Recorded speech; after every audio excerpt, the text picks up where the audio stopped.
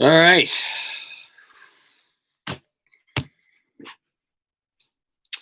We have that's a 20-point loss. That's a 20-point loss. What's the final score here? 109-88. So I think you could officially call this the, well, certainly not a crisis point, but this is the first big moment of the Leon Rose era, the Tom Thibodeau era, the whatever you want to call it era. We were all very happy at 5-3 because there was buy-in and guys were playing hard and guys were flying around and all of the things that we all been waiting for a very long time to see. Just team playing hard, team playing the right way, team making plays for each other. And, they've continued to try to do that.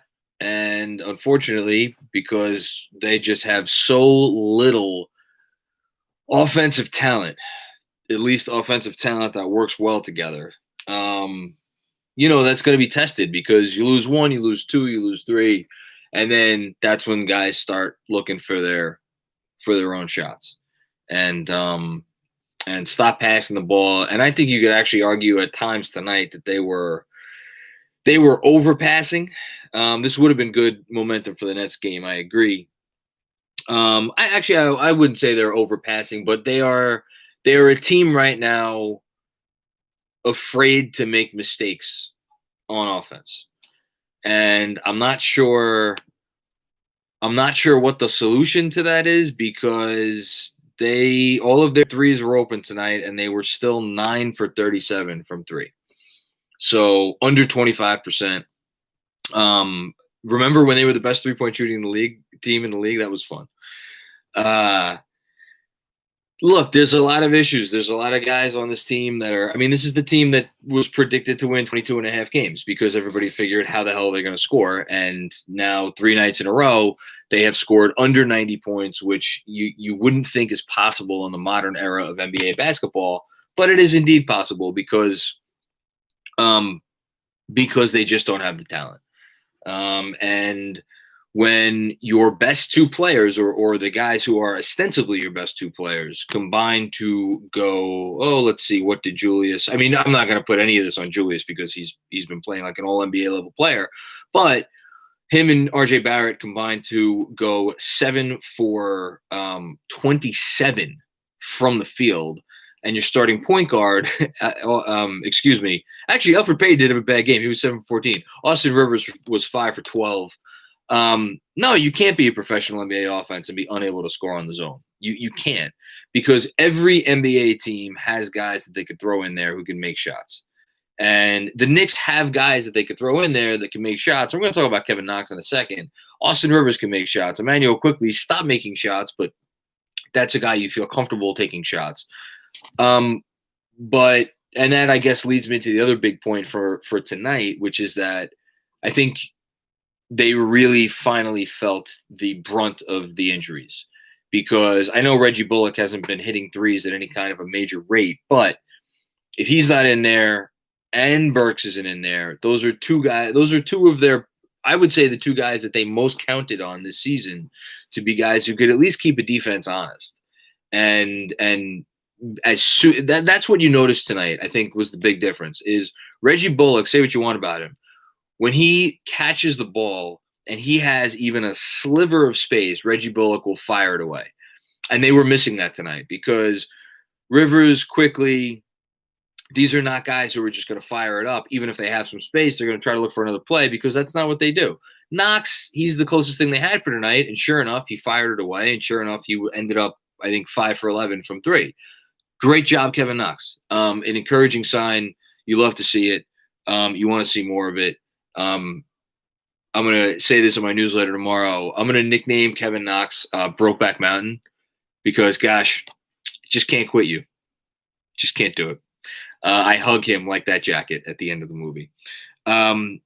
Anyway, yeah, I mean, I don't really know what you do. Someone's saying the defense was bad today.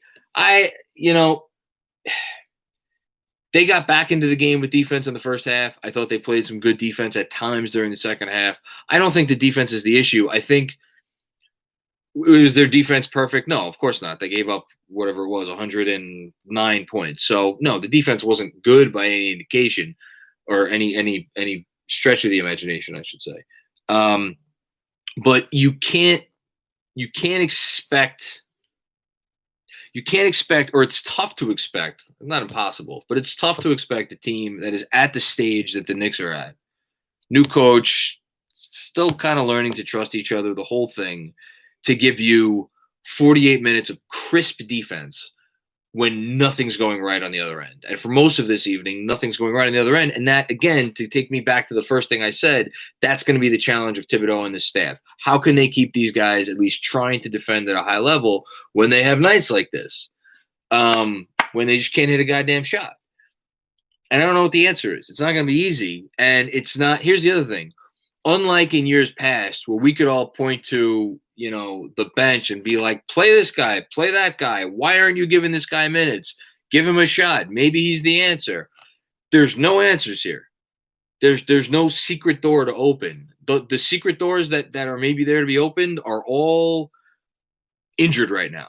Maybe Obi Toppin provides help. Maybe Alec Burks will provide help. Reggie Bullock would have helped tonight again. These are guys, maybe Frank Ntilikina. These are guys who could help, but they're not there right now. So you're left with, what are you left with? You're left with a rookie in Emmanuel Quickley, who is getting his welcome to the NBA moment. I thought his impact was actually positive in the first half, but he 0 for 6 from 3 is 0 for 6 from 3. Noel did what he could. I thought he looked really good, but again, he's not going to be your salvation on offense. Kevin Knox, you'd love to see 5 for 12, or excuse me, that wasn't 5 for 11, 5 for 12 from 3, but he was still 7 for 17 on the night. Like, when your best player was 7 for 17 from the field, that pretty much says everything you need to know. And, like I talked about everybody else. Mitchell Robinson, I thought, was a little off, by the way, on defense. I didn't love his defense to start the game, but he may have just been tired. But he also had some nice moments as well. Let's see. JG says they're too reliant trying to shoot the three. Even if the paint is open, once they actually get in there, they're always looking to pass out. I agree with that. Just like I said before, they are a team that is unsure of themselves on offense because little seems to be going right.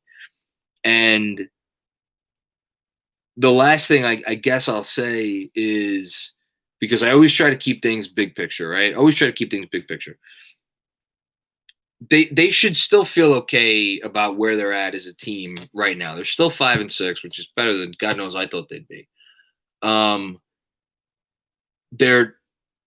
This is still new, and they're still getting adjusted to a lot of things. Injuries have hit them hard. They're going out. They're playing hard. They didn't play, with a Christmas to start tonight, but for the most part, they still continue to play hard. I thought they played hard to get back in this game. And you've seen progress in almost all of the areas that you want to see progress, with the exception of RJ Barrett. And that's where I have to end tonight. And I was hard on RJ 2 games ago. I was hard on RJ last game. And I'm actually going to, in tomorrow's newsletter, I'm going to try it as best as I can. Andrew Claudio, my producer, is texting me. I had you going a completely different direction with the Brokeback Mountain joke. Now I don't even know what direction he thinks I should be going. Maybe he should text me and tell me. I'm going to try to be positive about him because I want to try to accentuate the positives with RJ, because I do think there are some positives. But, man, you can't be a helpful NBA player if you can't hit a three and you're not going to be a Russell Westbrook level guy on the inside of the arc. And RJ has those few moments where he looks like he could be. Yes, he's completely lost his confidence, 100%. He looks like he has those moments where he drives in and he'll make the right play. But the most disconcerting thing to me about RJ Barrett right now is not that he's missing all these threes. It's the fact that he is letting the fact that he's missing these threes influence how he plays the game. and influence him making the right pass, or rather not making the right pass, because he's not making the right pass very often. He made it a couple times tonight, and I'm going to highlight those. But there was another instance. It was in the fourth quarter. The game was kind of already out of hand, not quite, when he had Randall and Robinson under the basket, and he drove in, and he went for the bucket, and he got blocked because he can't get up like that, because he doesn't have wiggle, as people are saying. See Wiggins. I'm not comparing him to Riggins because RJ Barrett, I don't believe, has a low basketball IQ. I think he's a super smart guy. He knows what to do, but this is just fucking with him, because since this kid was 13, he's been the best player on every court he's ever been on. And last season was a rude awakening, and he went home and he said he got better and he's going to use it as motivation. But I think he needs to accept the fact that he does not have the skills or the abilities. Let me rephrase that. He does not have the physical traits it takes to dominate the game in the way that he is trying to dominate the game right now. And he needs to adjust his game. He needs to become a different player, a player who understands his limitations and incorporates those. And right now, one of his limitations is he can't hit the far side of a barn. So for a while, maybe stop taking the threes. Not completely, but stop taking however the hell many he took tonight. I don't even know. Was it 7, 8, 9? Yeah, let me see here. It was 5. Okay, if that's a bad sign where it felt like he took 10 threes. He took 5. But whatever it is, and just figure out how he could still help his team in other ways on offense. I do still think he's helping them on defense, although the couple of times he got crossed up with Hayward, with Knox, or whatever. Do you think adding Latrell Sprewell to the coaching staff can teach RJ how to be tougher? I don't think to me, this is not a toughness thing. I think RJ Barrett's plenty tough. I just think mentally he's at a bad place right now. I don't think Emmanuel Quickly is losing his confidence. I think he's going to be fine. I think he's a rookie. He's a rookie. He's having a rookie moment. It'll happen. The last thing of the top 100 things I'm worried about on this team, Emmanuel Quickly's 3-point shot is not one of them. I think that's really it. Thank you for the compliments, by the way. I appreciate it. I feel like RJ should go the DeMar, Jimmy Butler route and limit his 3-point attempts. If you're looking for a silver lining for RJ right now, it is Jimmy Butler, and to a lesser extent, DeMar DeRozan. Here's the difference. DeMar DeRozan, not from the get-go, but from early on, was a maestro around the basket, and he was a crafty motherfucker, even at a young age. And RJ has some of that craftiness, but I don't know. He's more brute force around the rim than DeRozan, who was more finesse. Not to mention that DeRozan was a freak athlete and still almost is. And he has the mid-range. That's something I would like to see RJ spend some more time on, is develop that mid-range game, which I know is not in vogue in the league today. But again, RJ Barrett may need to step away from the comfort zone of everything at the rim and everything from three, because you just got to figure out ways to help your team right now, and he's not helping his team. DeMar had wiggle. Jimmy's Jimmy. But Jimmy has proven that you could be an all-NBA level player and be a 25% shooter from three. So, but the other thing that Jimmy does is, as we saw in the finals, he's a playmaker when he needs to be. And I'd like to see Barrett really tap into that a little bit more. Really missing the injured guys. I'll close out by saying, this is a big game coming up on Wednesday. Man, we don't like to admit it as fans, I think, and God knows the players will never admit it, but narratives matter in this town, because unlike Minnesota or even Texas or Oklahoma City, wherever the hell, you can't escape it in New York City. So they got to come out and they got to show up on Wednesday, and they have to show up on Wednesday. That's all. They have to show up on Wednesday, because I don't even if they get blown out, even if it's still 5-7, which again is better than anybody thought they would be.